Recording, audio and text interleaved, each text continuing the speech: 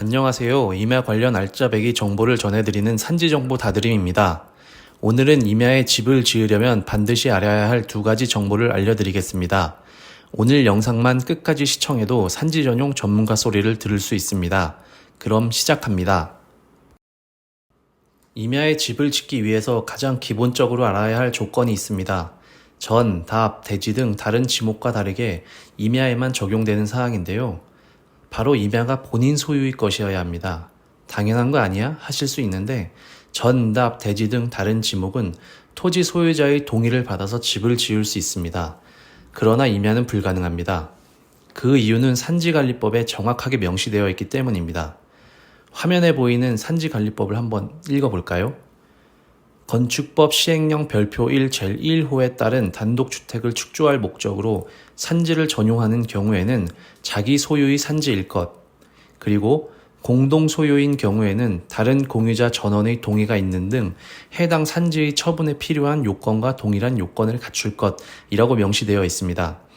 말은 어렵게 써있지만 결국엔 단독 소유에 임야할 경우에는 본인 소유의 산지여야 하고 본인을 포함한 공동 소유의 임야할 경우에는 공유자들에게 동의를 받아야 한다는 것입니다.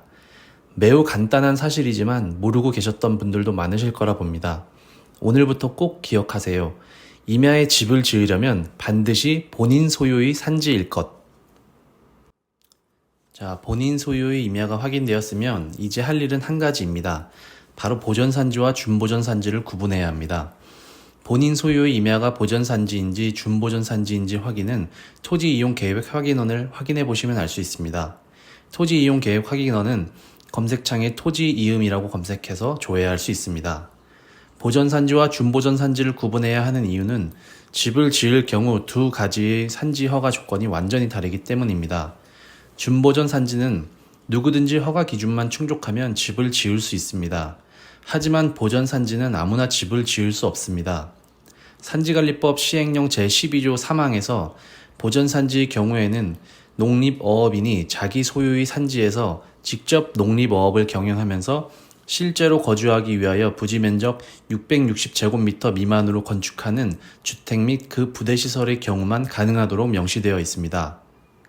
뿐만 아니라 준보전산지에서는 현황 도로로 허가가 가능하지만 보전산지는 법정 도로가 접해 있어야 합니다.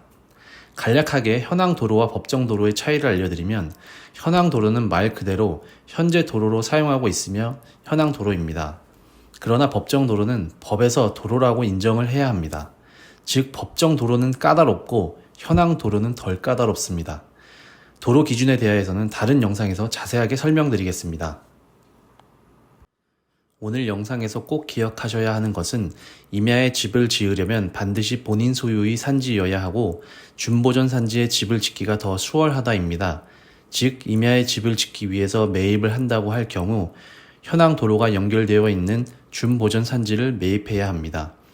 물론 준보전 산지라고 해서 허가가 다 가능한 것은 아니고 경사도 등 허가 기준을 충족해야 최종 허가가 날 수 있다는 점을 유의하시기 바랍니다. 산지 정보 다드림 구독하고 임야 알짜배기 정보 받아보시기 바랍니다. 감사합니다.